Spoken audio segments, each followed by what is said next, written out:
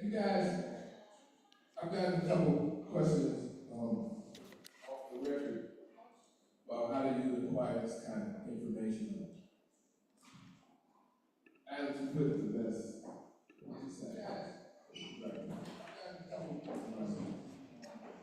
Just getting information, getting historical information. I was asked how do you retain it, how do you get it? You know, it's very similar to what he play trombone. I asked how do you retain it, so you listen to it. It's very similar to trombone, right? I said that it's not he had something for trombone, right?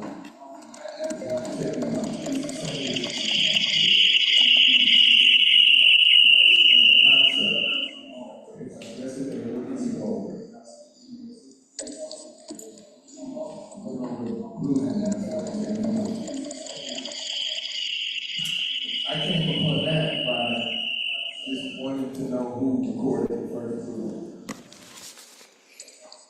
It's just that simple, like, it's how your mind works. My mind works like a story.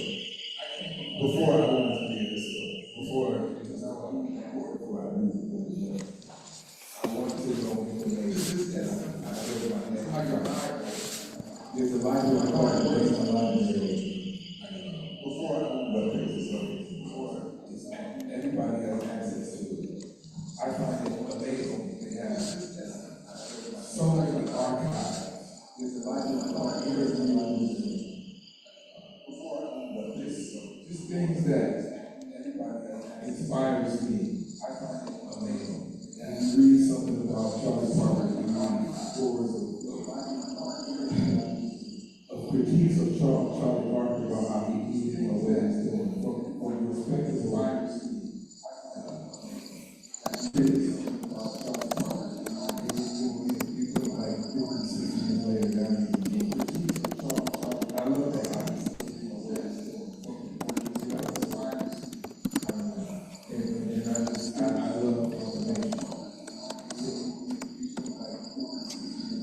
Yeah, you can go. You got to make an appointment. You can go. They got archives.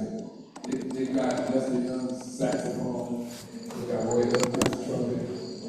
They got so many things there. It's like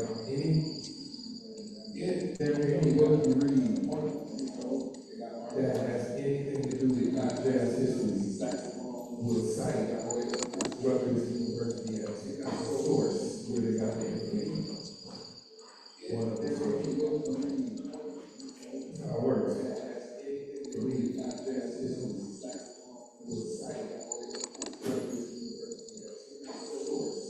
So let's go into free jazz. Let's go into the 60s. What's happening? You all, I don't think I asked you all to do it, but so let's go into I asked previous class of what's happening before. You all check out. I don't think I asked you all 1951. Remember we watched that 1951? I asked that would be the award interview presentation. Charlie Parker. Check out.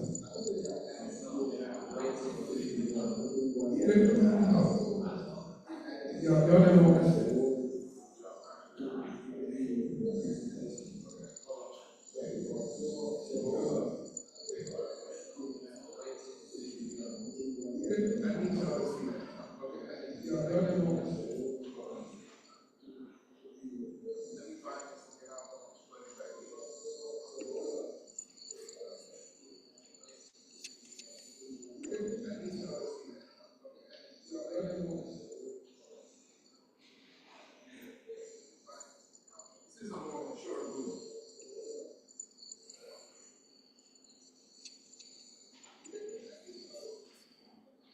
So let's check this out. I want you all to Ryan was here for, I guess, like 100 minutes. check it out. And I want your thoughts after. Bring me along.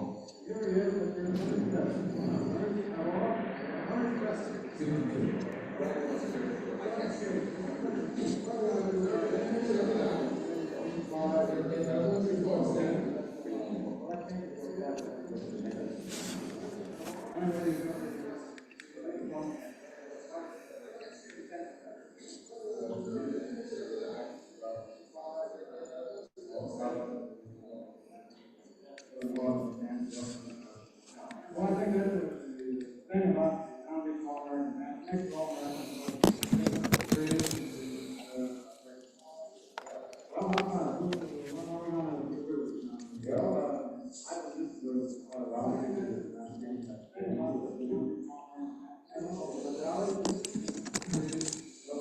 really, Charlie Parker, and really good. Now, so let's, Hunter, as I'm supposed to be the postmaster of the Georgia Justice Jail. So Charlie, I'm going to award you now, the County Award for Best County Section of 1961. Congratulations, Leah. And, this is to you, County, for being one of the top men of all time. Congratulations, Bill. I mean, Jesse, I love you. Well, they say you can speak loudly, but I think I'll be honored, everybody, I really want to do it.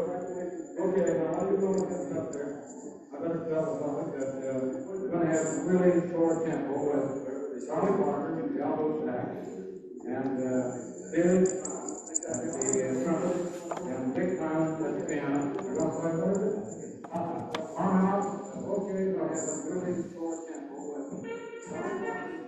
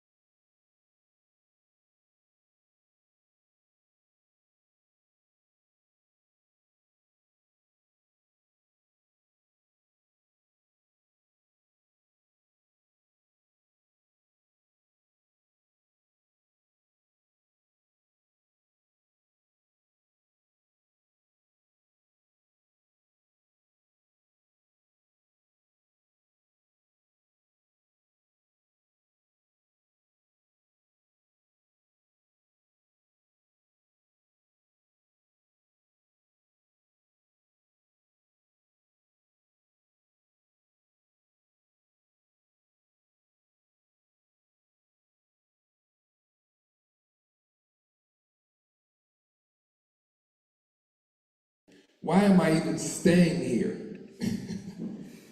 and some people are going to move from the United States.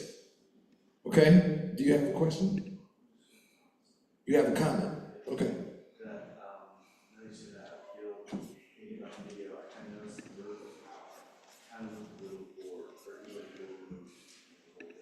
Why am I even staying here?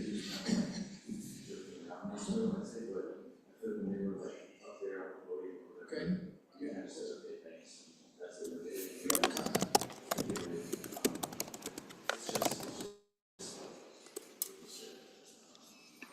See, they're a little more nonchalant about it. Okay, matter of fact about it. Now you're thinking about the video different, right? Yeah, I was gonna add on to that, something else I noticed, I feel like some reviews more about playing and more about the recognition. I think, because they've been playing it for a while, it was never like a recognition about playing the same film. And also, something else I noticed more nonchalant is that it seemed like he was doing. Okay, matter of fact about it. Now you're thinking about the video different, right?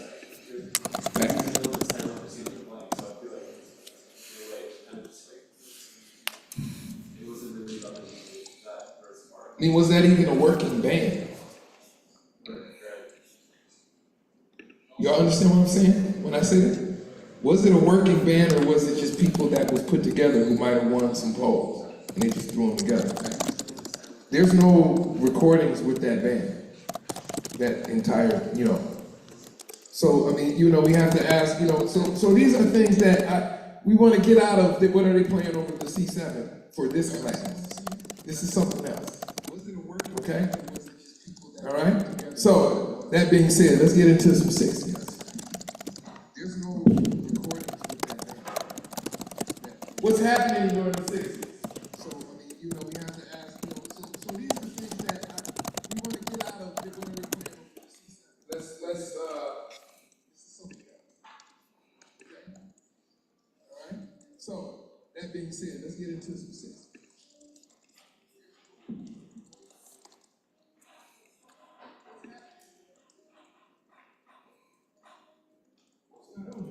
Who is it? John F. Kennedy, right?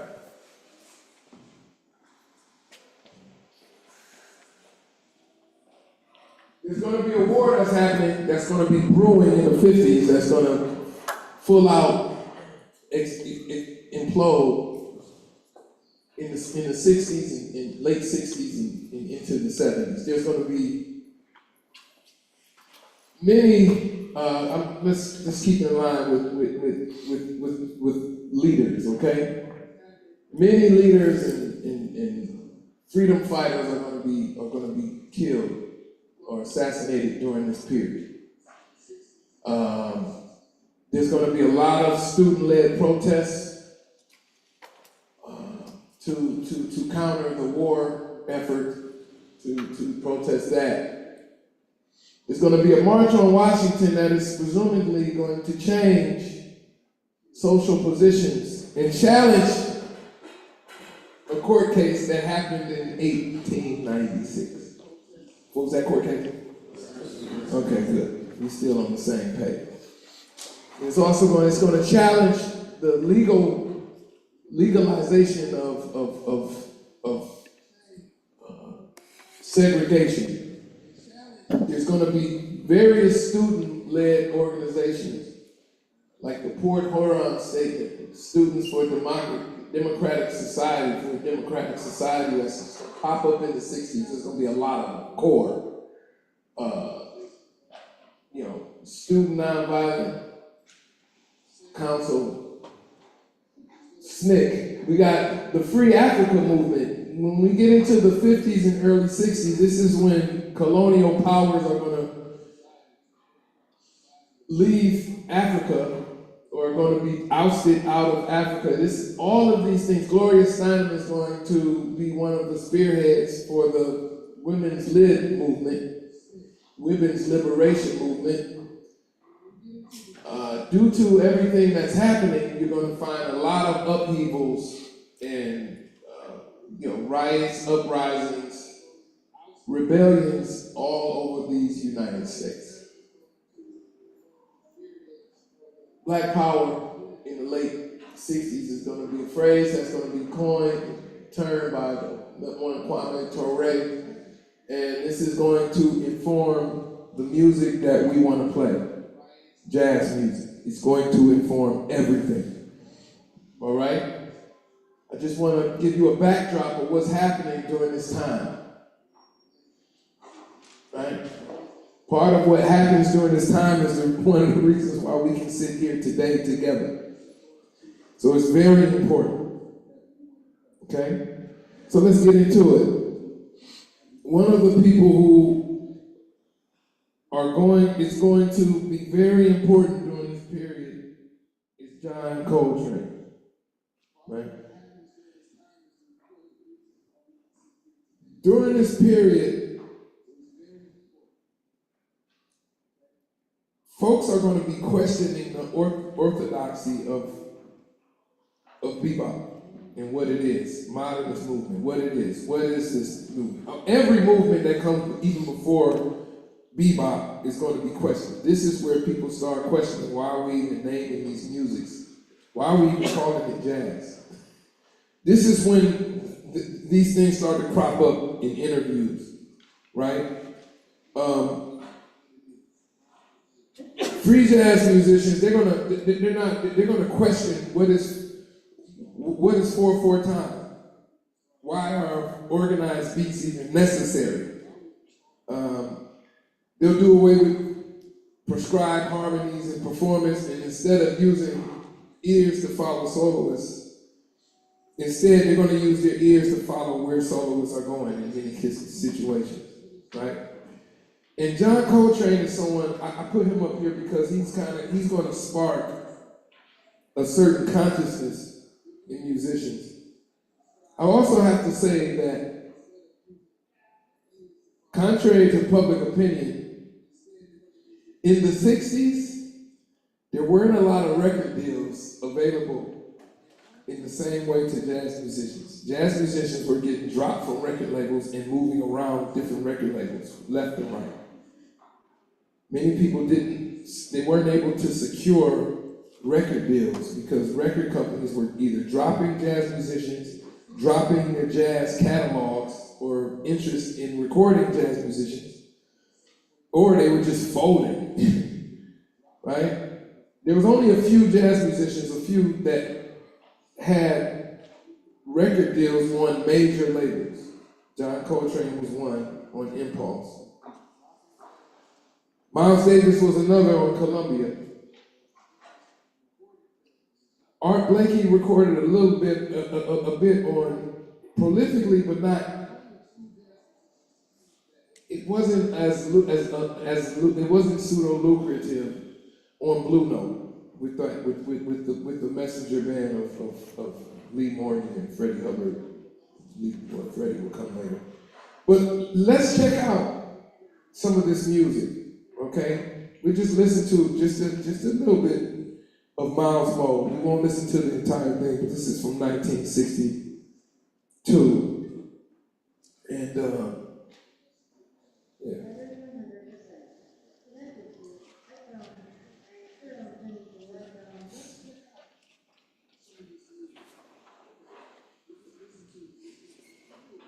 Of course, I want to get your thoughts.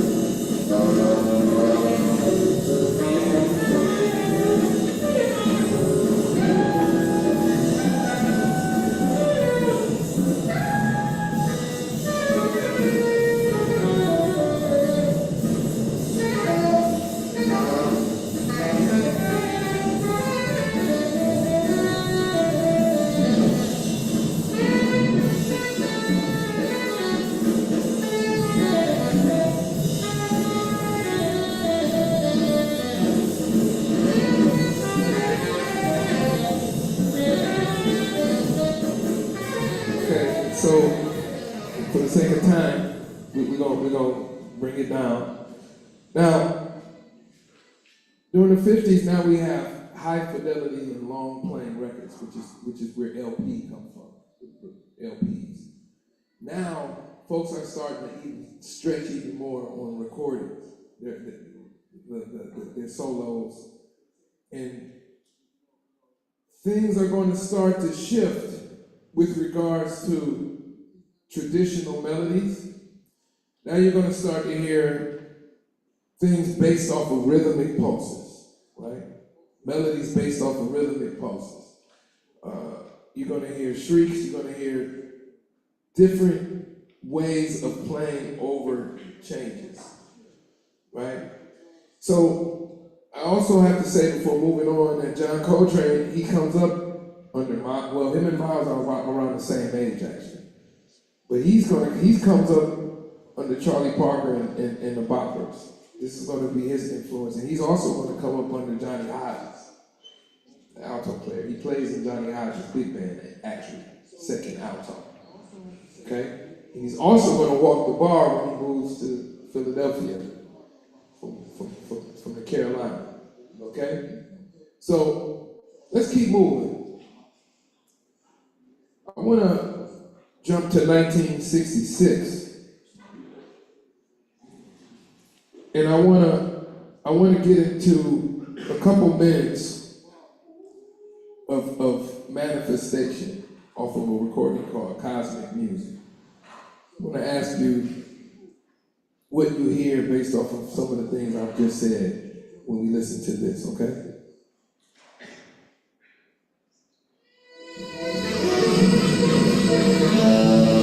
But it must be stated that John Coltrane's music is going to radically change after he marries Alice Coltrane. So that's an important fact to know. Right?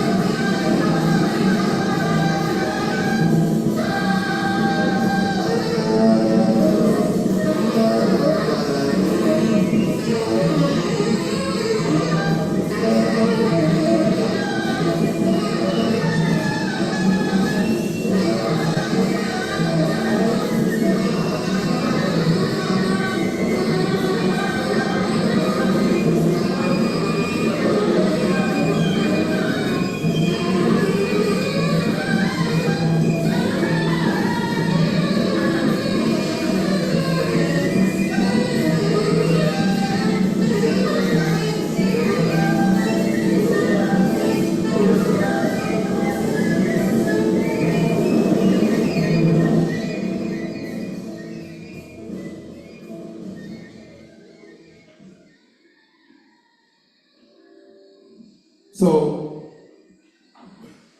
you said before you played it that after he married Alice Coltrane, that changed his music, and I was wondering how come that was. when you marry someone and they're in the house with you all day, all the time, it's going to influence what you do. Believe that. Just like Miles Davis marrying Betty Davis. Kind of helped move him into a different direction. Just talking. just getting the you can do it. Yes, you should. Those kind of things. And look, she's playing piano.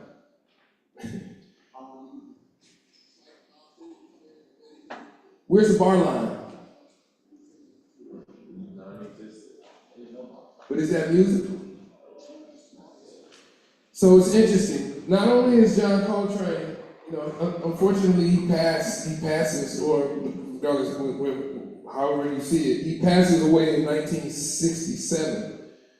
But before he passes, he's constantly bringing new artists into Impulse Records, right?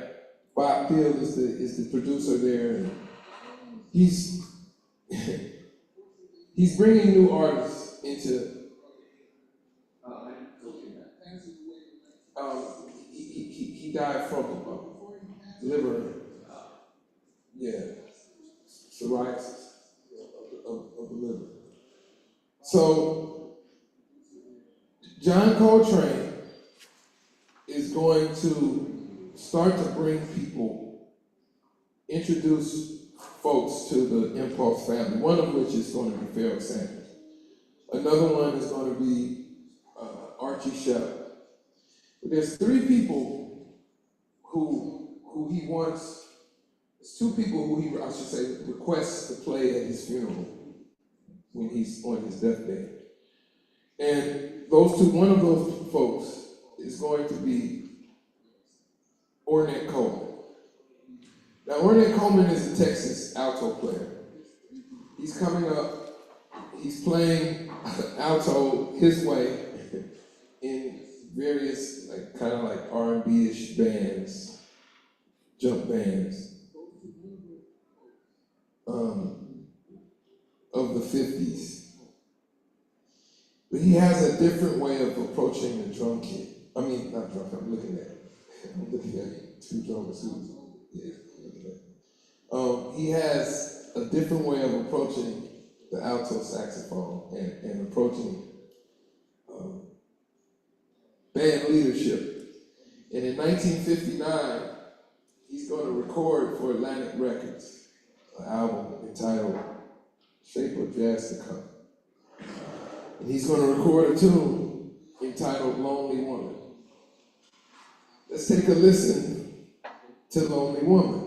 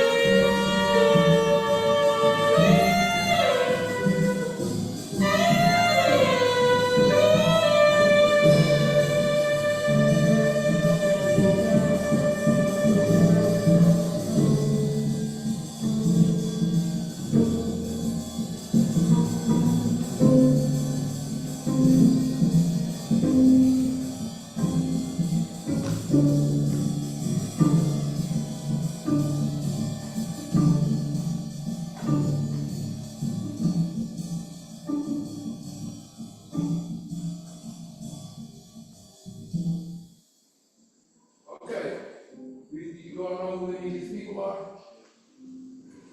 Of course. Of course.